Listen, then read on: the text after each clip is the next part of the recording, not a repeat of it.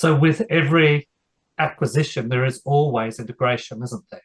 There's And always you've got to integration. There is. consider that. But what I noticed there is you laid out a plan.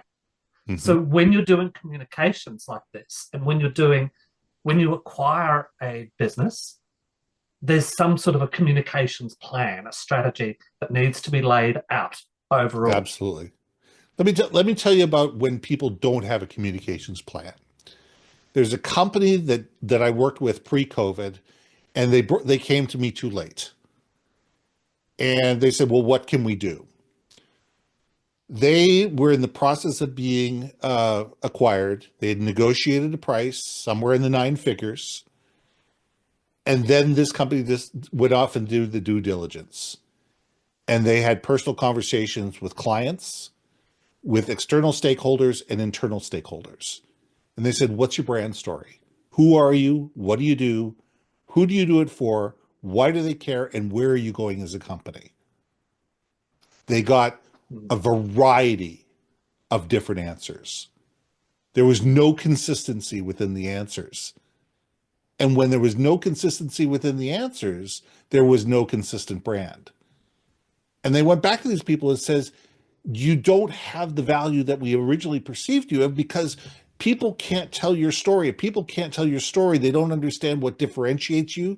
They don't understand what makes you valuable, and they don't understand how you benefit them." And the price went down 30%. But what if they could do various things and they had other skills and the like? What if they did that? Is it They still being lost because it they was don't have a lost fair comp? because the perceived value of the buying company didn't think that the value was what their original perceived value was. Hmm.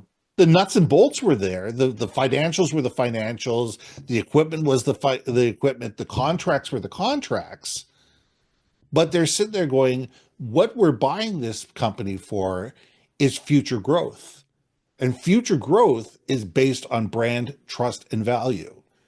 And if they don't have the way to bring those people along with them, if they didn't have the ability to sit there and say, "Hey, listen, we trust this company. It doesn't matter if it's a new owner. We have this affiliate emotional attachment to this company because we know they take care of us. We know they're going to take care of us. We know what they do for us, and we know where we're going together." There isn't the same value when you're buying that company. Ergo, the selling price ended up being almost 30% less. Okay. By the way, I am on your I am Ben Baker, and I see your recommendations of people, what people say about me. And it reminded me of something else. What people say about me when I'm not in the room. That'd be a Jeff great one to have Bezos. there. That's Jeff Yeah, Bezos. Jeff yeah. Bezos says that your brand is what people say about you when you're not in the room. And Hmm.